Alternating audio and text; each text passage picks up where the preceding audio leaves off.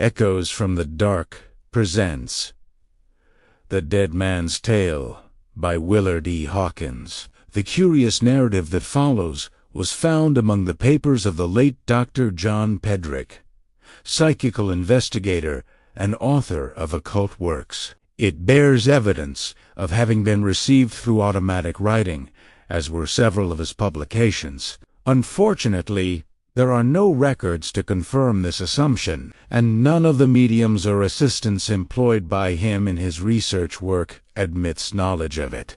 Possibly for the doctor was reputed to possess some psychic powers. It may have been received by him. At any rate, the lack of data renders the recital useless as a document for the Society for Psychical Research. It is published for whatever intrinsic interest or significance it may possess. With reference to the names mentioned, it may be added that they are not confirmed by the records of the War Department. It could be maintained, however, that purposely fictitious names were substituted, either by the doctor or the communicating entity. They called me when I walked the earth in a body of dense matericha divan. Though my story has little to do with the war, I was killed in the Second Battle of the Marne on July 24, 1918. Many times, as men were wont to do who felt the daily, hourly imminence of death in the trenches,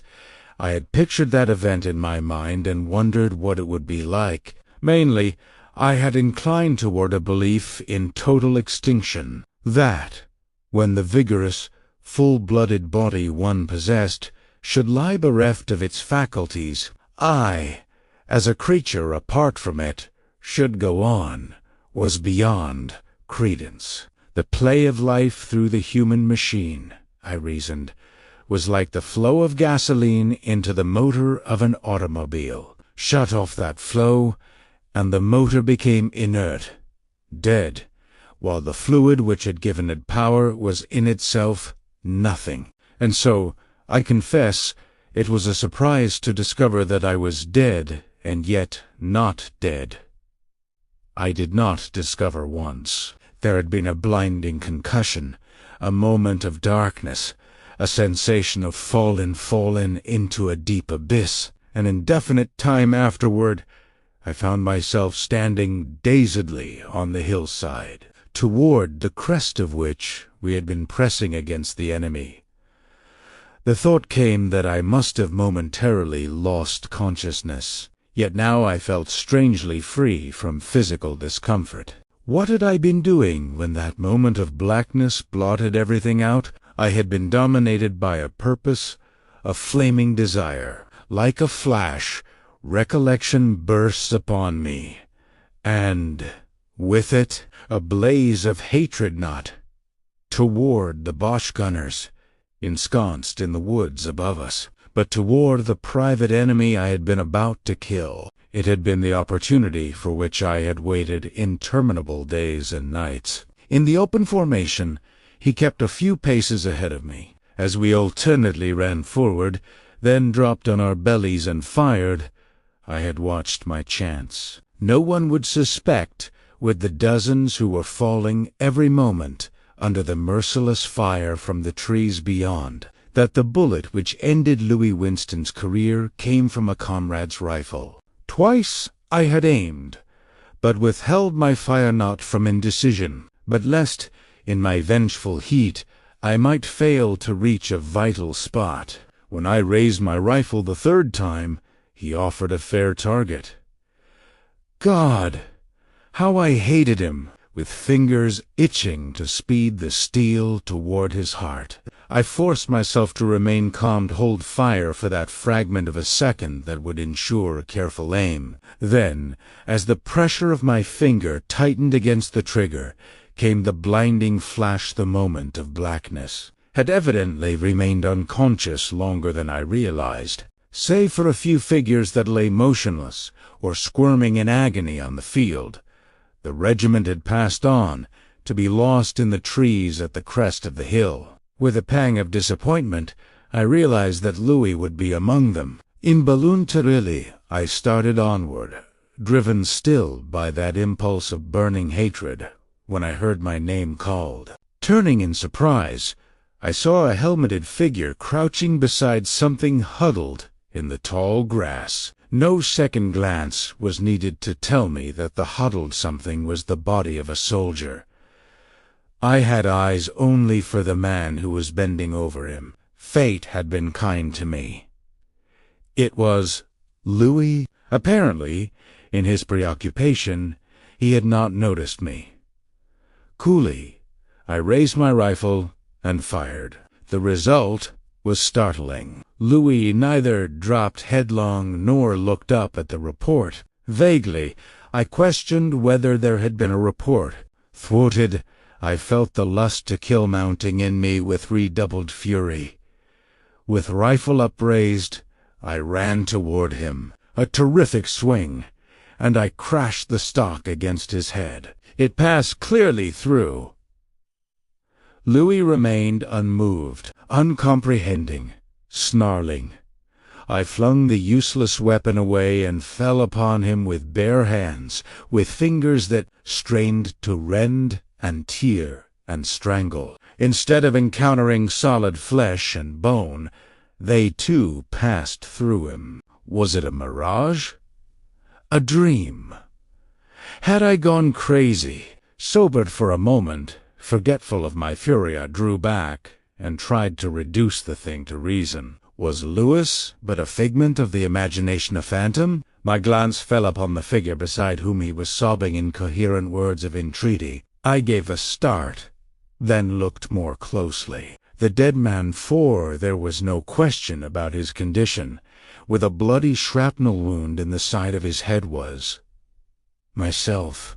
Gradually, the import of this penetrated my consciousness. Then I realized that it was Louis who had called my name, that even now he was sobbing it over and over. The irony of it struck me at the moment of realization. I was the phantom who had meant to kill Louis. I looked at my hands. My uniform eye touched my body. Apparently, I was as substantial as before the shrapnel buried itself in my head. Yet, when I had tried to grasp Louis, my hands seemed to encompass only space. Louis lived, and I was dead.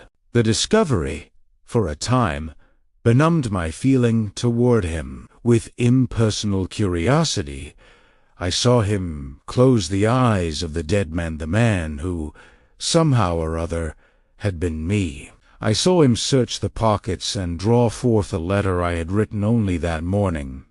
A letter addressed. With a sudden surge of dismay, I darted forward to snatch it from his hands. He should not read that letter. Again, I was reminded of my impalpability. But Louis did not open the envelope, although it was unsealed. He read the superscription, kissed it, as sobs rent his frame, and thrust the letter inside his khaki jacket. "Dick! Buddy!" he cried brokenly. Best pal man ever had, how? Can I take this news back to her? My lips curled. To Louis. I was his pal, his buddy. Not a suspicion of the hate I bore him had borne him, ever since I discovered in him a rival for Velma Roth. Oh, I had been clever. It was our unselfish friendship that endeared us both to her. A sign of jealousy of Hilna Touré and I would have forfeited the paradise of her regard that apparently I shared with Louis. I had never felt secure of my place in that paradise. True, I could always awaken a response in her, but I must put forth effort in order to do so. He held her interest. It seemed, without trying, they were happy with each other and in each other. Our relations might be expressed by likening her to the water of a placid pool, Louis to the basin that held her, me to the wind that swept over it. By exerting myself, I could agitate the surface of her nature into ripples of pleasurable excitement, could even lash her emotion into a tempest. She responded to the stimulation of my mood, yet, in my absence, settled contentedly into the peaceful comfort of Louis's steadfast love. I felt vaguely then, and am certain now, with a broader perspective toward realities, that Velma intuitively recognized Louis as her mate, yet feared to yield herself to him because I sway over her emotional nature. When the Great War came, we all, I am convinced, felt that it would absolve Velma from the task of choosing between us. Whether the agony that spoke from the violet depths of her eyes when we said goodbye was chiefly for Louis or for me, I could not tell. I doubt if she could have done so, but in my mind was the determination that only one of us should return, and Louis would not be that one. Did I feel no repugnance at the thought of murdering the man who stood in my way? Very little. I was a savage at heart, savage in whom desire outweighed anything that might stand in the way of gaining its object. From my point of view, I would have been a fool to pass up the opportunity. Why I should have so hated him, a mere obstacle in my path, I do not know. It may have been due to a prescience of the intangible barrier his blood would always raise between Velma and me, or to a slumbering sense of remorse. But, speculation aside, here I was, in a state of being that the world calls death. While Louis lived was free to return home to claim, Velma to flaunt his possession of all that I held precious. It was maddening. Must I stand idly by, helpless to prevent this? I have wondered, since, how I could remain so long in touch with the objective world, why I did not at once, or very soon, find myself shut off from earthly sights and sounds, as those in physical form are shut off from the things beyond. The matter seems to have been determined by my will. Like weights of lead, envy of Louis and passionate longing for Velma held my feet to the sphere of dense matter. Vengeful, despairing, I watched beside Louis. When at last he turned away from my body and, with tears streaming from his eyes, began to drag a useless leg toward the trenches we had left, I realized why he had not gone on with the others to the crest of the hill. He, too, was a victim of Boche gunnery. I walked beside the stretcher-bearers when they had picked him up and were conveying him toward the base hospital. Throughout the weeks that followed, I hovered near his cot, watching the doctors as they bound up the lacerated tendons in his thigh, and missing no detail of his battle with the fever. Over his shoulder, I read the first letter he wrote home to Velma, in which he gave a belated account of my death, dwelling upon the glory of my sacrifice. I have often thought that you too were meant for each other, he wrote, and that if it had not been for fear of hurting me, you would have been his wife long ago. He was the best buddy a man ever had. If only I could have been the one to die. Had I known it, I could have followed this letter across sea. In fact, have passed it, and, by an exercise of the will, have been at Velma's side in the twinkling of an eye. But my ignorance of the laws of the new plane was total. All my thoughts were centered upon a problem of entirely different character. Never was hold upon earthly treasure more reluctantly relinquished than was my hope of possessing Velma. Surely, death could not erect so absolute a barrier. There must be a waysome loophole of communication, some chance, for a disembodied man to contend with his corporeal rival for a woman's love. Slowly, very slowly, dawned the light of a plan. So feeble was the glimmer that it would scarcely have comforted one in less desperate straits. But to me it appeared to offer a possible hope. I set about methodically, with infinite patience, evolving it into something tangible, even though I had but the most indefinite idea of what the outcome might be. The first suggestion came when Louis had so far recovered that but little trace of the fever remained. One afternoon, As he lay sleeping, the mail distributor handed a letter to the nurse, who happened to be standing beside his cot. She glanced at it, then tucked it under his pillow. The letter was from Velma, and I was hungry for the contents. I did not then know that I could have read it easily, sealed though it was. In a frenzy of impatience, I exclaimed, "Wake up, confound it, and read your letter." With a start, he opened his eyes. He looked around with a bewildered expression. "Under your pillow?" I fumed. "Look under your pillow!" In a dazed manner, he put his hand under the pillow and drew forth the letter. A few hours later, I heard him commenting on the experience to the nurse. "Something seemed to wake me up," he said, "and I had a peculiar impulse to feel under the pillow. It was just as if I knew I would find the letter there. The circumstances seemed as remarkable to me as it did to him. It might be a coincidence, but I have determined to make a further test. A series of experiments convinced me that I could, to a very slight degree, impress my thoughts and will upon Louis, especially when he was tired or on the borderland of sleep. Occasionally, I was able to control the direction of his thoughts as he wrote home to Velma. On one occasion, he was describing for her a funny little Frenchwoman who visited the hospital with a basket that was always filled with cigarettes and candy. Last time, he wrote, she brought with her a boy whom she called ...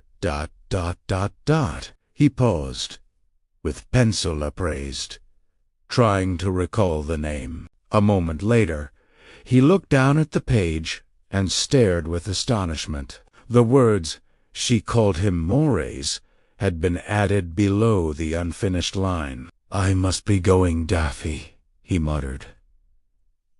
I'd swear I didn't write that. Behind him, I stood rubbing my hands in triumph. It was my first successful effort to guide the pencil while his thoughts strayed elsewhere. Another time, he wrote to Velma, "I've a strange feeling, lately, that dear old Dick is near. Sometimes, as I wake up, I seem to remember vaguely having seen him in my dreams. It's as if his features were just fading from view."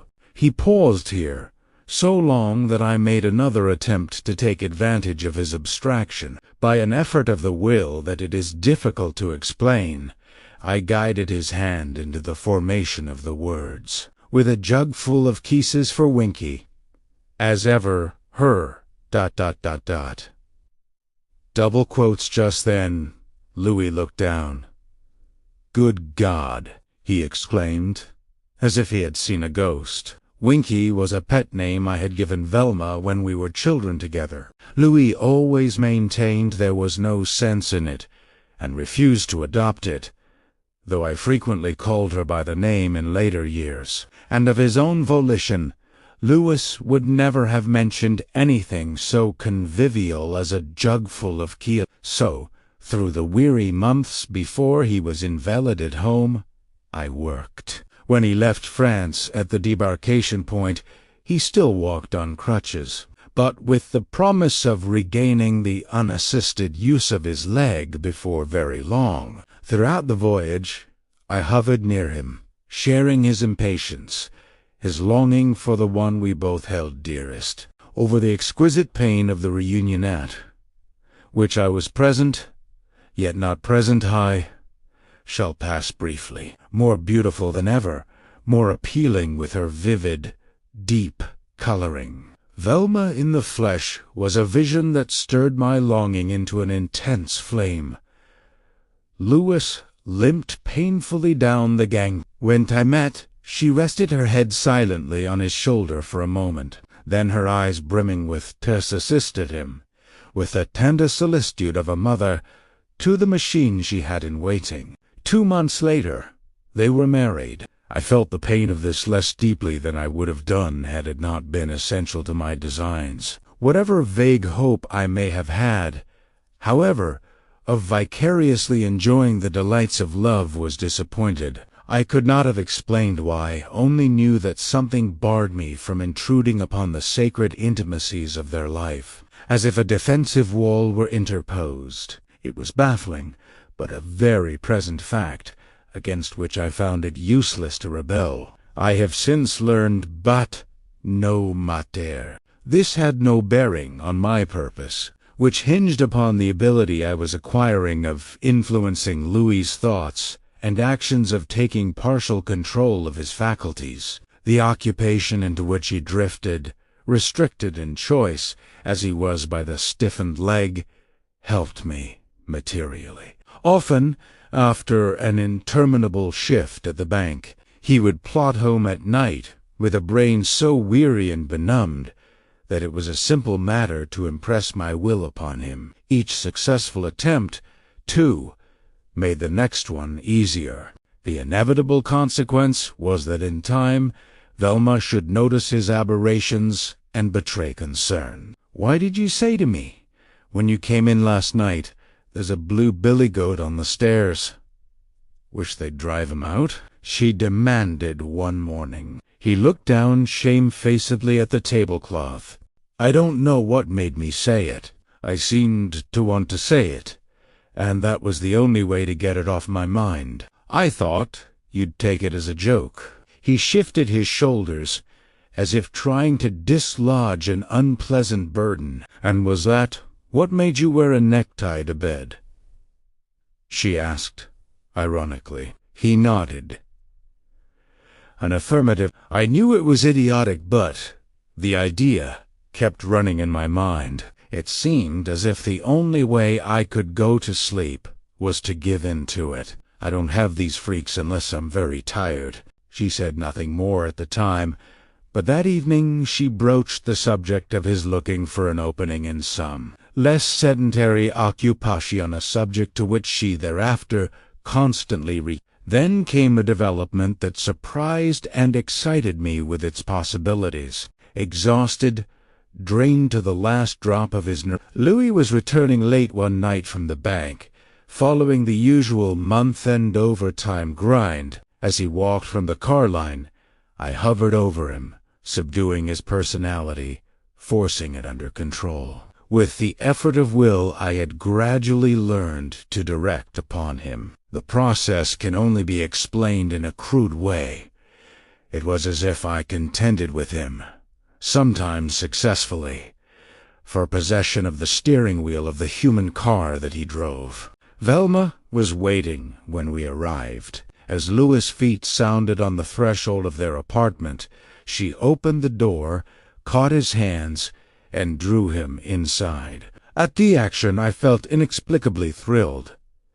It was as if some marvelous change had come over me. And then, as I met her gaze, I knew what that change was. I held her hands in real flesh-and-blood contact. I was looking at her with Louis' sight.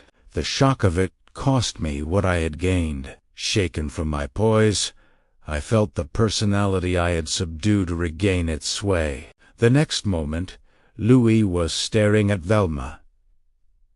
In bewilderment, her eyes were filled with alarm. You frightened me," she gasped, withdrawing her hands, which I had all but crushed. "Louis, dear, don't ever look at me again like that." I can imagine the devouring intensity of gaze that had blazed forth from the features in that brief moment when they were mine. From T's time, my plans quickly took form. Two modes of action presented themselves. The first, and more alluring, however, I was forced to abandon. It was none other than the wild dream of acquiring exclusive possession of Louis Baudieu, forcing him down, out, and into the secondary place I had occupied. Despite the progress I had made, this proved inexpressibly difficult. For one thing, there seemed an affinity between Louis' body and his personality, which forced me out when he was moderately rested. This bond I might have weakened, but there were other factors. One was the growing conviction on his part that something was radically wrong. With the faculty I had discovered of putting myself en rapport with him and reading his thoughts, I knew that at times he feared that he was going insane. I once had the experience of accompanying him to an alienist, and there, like the proverbial fly on the wall, overhearing learned scientific names applied to my efforts. The alienist spoke of dual personality, amnesia, and the subconscious mind, while I laughed in my, shall I say, ghostly sleeve. But he advised Lewis to seek a complete rest, and, if possible, to go into the country to build up physically, which was what I desired most to prevent. I could not play the Mr. Hyde to his Dr. Jekyll if Lewis maintained his normal virility. Velma's fears, too, I knew were growing more acute. As insistently as she could, without betraying too openly her alarm, she pressed him to give up the bank position and seek work in the open-air work that would prove less devitalizing to a person of his peculiar temperament. One of the results of debility from overwork is, apparently, that it deprives the victim of his initiative, makes him fearful of giving up his hold upon the meager means of sustenance that he has, lest he shall be unable to grasp another. Lewis was in debt, earning scarcely enough for their living expenses, too proud to let Velma help, as she longed to do, his game leg putting him at a disadvantage in the industrial field. In fact, he was in just the predicament I desired, but I knew that in time her wishes would prevail. The circumstances, however, that deprived me of all hope of completely usurping his place were these: I could not, for any length of time, face the gaze of Velma's eyes. The personified truth, the purity that dwelt in them, seemed to dissolve my power, to beat me back into the secondary relationship I had come to occupy toward Lewis. He was sometimes tempted to tell her, "You give me my one grip on sanity." I have witnessed his panic at the thought of losing her, at the thought that some day she might give him up in disgust at his aberrations, and abandon him to the formless thing that haunted him. Curious to be of the world, and yet not of it, to enjoy a perspective that reveals the hidden side of effects, which seems so mysterious from the material side of the veil. But I would gladly have given all the advantages of my disembodied state for 1 hour of flesh and blood companionship with Velma. My alternative plan was this: if I could not enter her world, what was to prevent me from bringing Velma into mine? Daring, to be sure. Unversed as I was in the laws that govern this mystery of passing from the physical into another state of existence, I could only hope that the plan would work. It might end. That was enough for me. I took a gambler's chance. By risking all, I might gain all might gain. The thought of what I might gain transported me to a heaven of pain and ecstasy. Velma and I, in a world apart, a world of our own, free from the sordid trammels that mar the perfection of the rosiest earth existence. Velma and I together, through all eternity. This much reason I had for hoping. I observed that other persons passed through the change called death, and that some entered a state of being in which I was conscious of them and they of me. Uninteresting creatures. They were almost wholly preoccupied with their former earth interests, but they were as much in the world as I had been, in the world of Velma and Lewis, before that fragment of shrapnel ruled me out of the game. A few, it was true, on passing from their physical habitations, seemed to emerge into a sphere to which I could not follow. This troubled me. Velma might do likewise. Yet I refused to admit the probability, refused to consider the possible failure of my plan. The very intensity of my longing would draw her to me. The gulf that separated us was spanned by the grave. Once Velma had crossed to my side of the abyss, there would be no going back to Lewis. Yet I was cunning. She must not come to me with overpowering regrets that would cause her to hover about Louis as I now hover about her. If I could inspire her with horror and loathing for him, if only I could. As a preliminary step, I must induce Louis to buy the instrument with which my purpose was to be accomplished. This was not easy, for on nights when he left the bank during shopping hours, he was sufficiently vigorous to resist my will. I could work only through suggestion. In a pawnshop window that he passed daily, I had noticed a revolver prominently displayed. My whole effort was concentrated upon bringing this to his attention. The second night, he glanced at the revolver, but did not stop. 3 nights later, drawn by a fascination for which he could not have accounted, he paused and looked at it for several minutes, fighting an urge that seemed a command. "Step in and buy! Buy! Buy!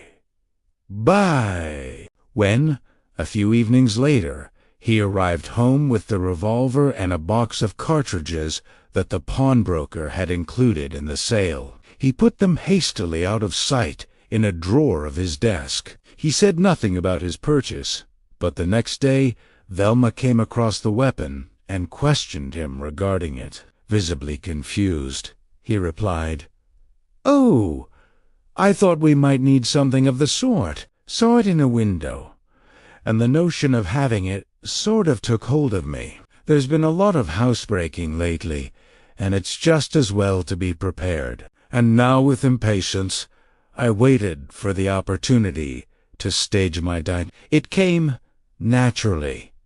At the end of the month, when Louis, after a prolonged day's work, returned home soon after midnight, his brain benumbed with poring over interminable columns of figures. When his feet ascended the stairs to his apartment, it was not his faculties that directed them, but mind cunning, alert, aflame with deadly purpose. Never was a more weird preliminary to a murder entering in guise of a familiar form of a fiend incarnate, intent upon destroying the flower of the home. I speak of a fiend incarnate, even though I was that fiend, for I did not enter Louis's body in full expression of my faculties. Taking up physical life, my recollection of existence as a spirit entity was always shadowy. I carried through the dominating impulses that had actuated me on entering the body,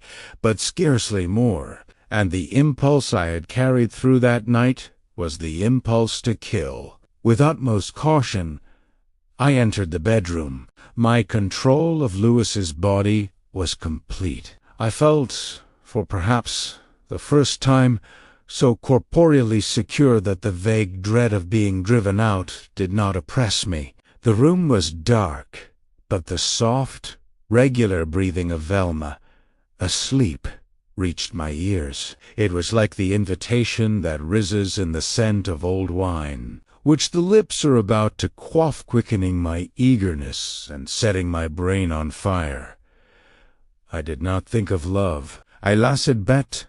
My lacet was to destroy that beautiful body, to kill. However, I was cunning. With caution, I felt my way toward the desk and secured the revolver, filling its chambers with leaden emissaries of death. When all was in readiness, I switched on the light. She woke almost instantly. As the radiance flooded the room, a startled cry rose to her lips. It froze, unuttered, as rising she met my gaze. Her beauty, the raven blackness of her hair falling over her bare shoulders in full, heaving bosom fanned the flame of my gory passion into fury. In an ecstasy of triumph, I stood drinking in the picture, while I temporized with the lust to kill prolonging the exquisite sensation she was battling for self-control. Louis, the name was gasped through bloodless lips. Involuntarily, I shrank, reeling a little under her gaze. A dormant something seemed to rise in feeble protest at what I sought to do. The leveled revolver wavered in my hand, but the note of panic in her voice revived my purpose. I laughed mockingly. "Louis?" Her tone was sharp, but edged with terror. "Louis, put down that pistol. You don't know what you are doing." She struggled to her feet, and now stood before me. God! How beautiful, how tempting, that bare white bosom. "Put down that pistol!" she ordered hysterically. She was frantic with fear, and her fear was like the blast of a forge upon the white heat of my passion. I mocked her. A shrill, maniacal laugh burst from my throat. She had said I didn't know what I was doing. "Oh, yes, I did. I'm going to kill you. Kill you!" I shrieked and laughed again. She swayed forward like a wraith as I fired. Or perhaps that was the trick played by my eyes as darkness overwhelmed me. A few fragmentary pictures stand out in my recollection like clear-etched cameos on the scroll of the past. One is of Louis, standing dazedly slightly, swaying, as with vertigo, looking down at the smoking revolver in his hand. On the floor before him, a crumpled figure in ebony and white and vivid crimson. Then a confusion of frightened men and women in oddly assorted, nondescript attire. Uniformed officers bursting into the room and taking the revolver from Louis's unresisting hand. Clumsy efforts at lifting the white-robed body to the beta crimson stain. Spreading over the sheetadock, attired in a collarless shirt and wearing slippers, bending over her. Finally, after a lapse of hours, a hushed atmosphere efficient, nurses the beginning of delirium, and one other picture of Louis, cringing behind the bars of his cell, denied the privilege of visiting his wife's bed, dreading the hourly announcement of her death, filled with unspeakable horror of himself. Velma still lived. The bullet had pierced her left lung, and life hung by a tenuous thread. Hovering near, I watched, with dispassionate interest, the battle for life. For the time, I seemed emotionally spent. I had made a supreme effort. Events would now take their inevitable course and show whether I had accomplished my purpose. I felt neither anxious nor overjoyed, neither regretful nor triumphant, merely impersonally curious. A fever set in, lessening Velma's slender chances of recovery. In her delirium, her thoughts always seemed to be of Louis. Sometimes she breathed his name, pleadingly, tenderly, then cried out in terror at some fleeting rehearsal of the scene in which he stood before her, the glitter of insanity in his eyes, the leveled revolver in his hand. Again she pleaded with him to give up his work at the bank, and at other times she seemed to think of him as over on the battlefields of Europe. Only once did she apparently think of Mewen. She whispered the name by which I had called her, Winky, and added, Dig. But, save for this exception, it was always Louis. Louis. Her constant reiteration of his name finally dispelled the apathy of my spirit. Louis, all the vengeful fury toward him I had experienced when my soul went hurtling into the region of the disembodied returned with thwarted intensity. When Velma's fever subsided, when the long fight for recovery began and she fluttered from the borderland back into the realm of the physical, when I knew I had failed balked of my prey, I had at least this satisfaction. Never again would these two, the man I hated and the woman for whom I hungered, never again would they be to each other as they had been in the past. The perfection of their love had been irretrievably marred. Never would she meet his gaze without an inward shrinking. Always on his part, on both their parts, there would be an undercurrent of fear that the incident might recur, a grisly menace, poisoning each moment of their lives together. I had not schemed and contrived and dared in vain. This was the thought I hugged when Louis was released from jail upon her refusal to prosecute. It caused me sardonic amusement when, in their first embrace, the tears of despair rained down their cheeks. It recurred when they began their pitiful attempt to build anew on the shattered foundation of love. And then creepingly, slyly, like a bird of ill omen casting the shadow of its silent wings over the landscape, came retribution. Many times, in retrospect, I lived over that brief hour of my return to physical expression, my hour of realization. Wraith-like arose a vision of Velma as she had stood before me that night, staring at me with horror. I saw the horror deepen to abject despair.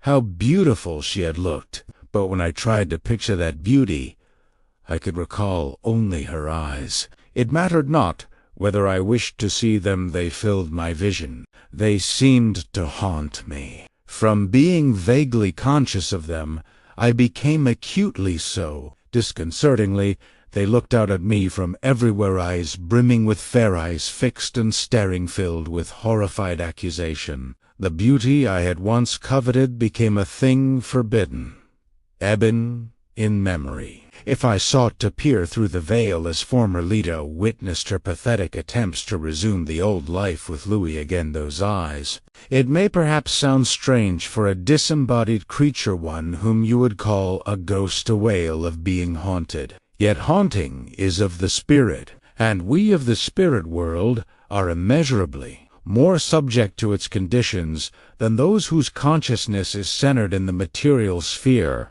God. Those eyes. There is a refinement of physical torture which consists of allowing water to fall, drop by drop, for an eternity of hours, upon the forehead of the victim. Conceive of this torture increased 1,000-fold, and a faint idea may be gained of the torture that was mine from seeing everywhere, constantly, interminably, two orbs ever filled with the same expression of horror and reproach. Much have I learned since entering the land of the shades. At that time I did not know, as I know now, that my punishment was no affliction from without, but the simple result of natural law. Causes set in motion must work out their full reaction. The pebble, cast into a quiet pool, makes ripples which in time return to the place of their origin. I had cast more than a pebble of disturbance into the harmony of human life, and through my intense preoccupation in a single aim had delayed longer than usual the reaction. I created for myself a hell. Inevitably, I was drawn into it. Gone was every desire I had known to hover near the two who had so long engrossed my attention. Haunted, harried, scourged by those dreadful accusers, I sought to fly from them to the ends of the earth. There was no escape. Yet, driven, frantic, I still struggled to escape, because that is the blind impulse of suffering creatures. The emotions that had so swayed me when I tried to blast the lives of two who held me dear now seemed puny and insignificant in comparison with my suffering. No physical torment can be likened to that which engulfed me until my very being was but a seething mass of agony. Through it, I hurled maledictions upon the world, upon myself, upon the Creator. Horrible blasphemies I uttered, and, at last, I prayed. It was but a cry for mercy, the inarticulate appeal of a tortured soul for surcease of pain, but suddenly a peace seemed to have come upon the universe. Bereft of suffering, I felt like one who has ceased to exist. Out of the silence came a wordless response. It beat upon my consciousness like the buffeting of the waves. Words known to human ears would not convey the meaning of the message that was borne upon me, whether from outside source or welling up from within. I do not to know. All I know is that it filled me with a strange hope. 1,000 years, or a single instant for time, is a relative thing. The respite lasted. Then I sank, as it seemed, to the old level of consciousness, and the torment was renewed. Endure it now, I knew that I must stand. Why? A strange new purpose filled my being. The light of understanding had dawned upon my soul, and so I came to resume my vigil in the home of Velma and Louis. A brave heart was Velma's, dauntless and true, with the effects of the tragedy still apparent in her pallor and weakness, and in the shaken demeanor and furtive, distrustful attitude of Louis. She yet succeeded in finding a place for him as overseer of a small country estate. I have said that I ceased to feel the torment of passion for Velma in the greater torment of her reproach. But I had never ceased to love her. As I now realized, I had desecrated that love, had transmuted it into a horrible travesty, had, in my abysmal ignorance, sought to obtain what I desired by destroying it. Yet, beneath all, I had loved. Well, I know now that had I succeeded in my intention toward her, Velma would have ascended to a sphere utterly beyond my comprehension. Merciful fate had diverted my aim, had made possible some faint restitution. I returned to Velma, loving her with a love that had come into its own, a love unselfish, untainted by thought of possession. But, to help her, I must again hurt her cruelly. Out of the chaos of her life she had slowly restored a semblance of harmony. Almost she succeeded in convincing Louis that their old peaceful companionship had returned. But to one who could read her thoughts, the nightmare thing that hovered between them weighed cruelly upon her soul. She was never quite able to look into her husband's eyes without a lurking suspicion of what might lie in their depths, never able to compose herself for sleep without a tremor, lest she should wake to find herself confronted by a fiend in his form. I had done my work only too well. Now, slowly and inexorably, I began again undermining Louis' mental control. The old ground must be traversed anew, because he had gained in strength from the respite I had allowed him, and his outdoor life gave him a mental vigor with which I had not been obliged to contend before. On the other hand, I was equipped with new knowledge of the power I intended to wield. I shall not relate again the successive stages by which I succeeded, first in influencing his will, then in partially subduing it, and, finally, in driving his personality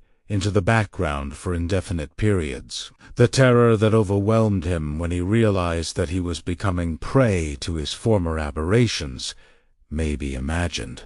To shield Velma, I performed my experiments when possible while he was away from her. But she could not long be unaware of the moodiness, the haggard droop of his shoulders, which accompanied his realization that the old malady had returned. The deepening terror in her expression was like a scourge upon my spirit, but I must wound her in order to cure. Moritan once, I was forced to exert my power over Louis to prevent him from taking violent measures against himself. As I gained the ascendancy, a determination to end it all grew upon him. He feared that unless he took himself out of Velma's life, the insanity would return and force him again to commit a frenzied assault upon the one he held most dear. Nor could he avoid seeing the apprehension in her manner that told him she knew, the shrinking that she bravely tried to conceal. Though my power over him was greater than before, it was intermittent. I could not always exercise it. I could not, for example, prevent his borrowing a revolver one day from a neighboring farmer, on the pretense of using it against a marauding dog that had lately visited the poultry yard, though I knew his true intention. The utmost that I could do, for his personality was strong at the time, was to influence him to postpone the deed he contemplated. That night I took possession of his body while he slept. Velma lay, breathing quietly, in the next room, for as this dreaded thing came upon him, they had, through tacit understanding, come to occupy separate bedrooms. Partially dressed, I stole downstairs and out to the tool shed, where Louis, fearing to trust it near him in the house, had hidden the revolver. As Primera returned, my whole being rebelled at the task before me, yet it was unavoidable. If I would restore to Velma what I had wrenched from her. Quietly, though, I entered her room.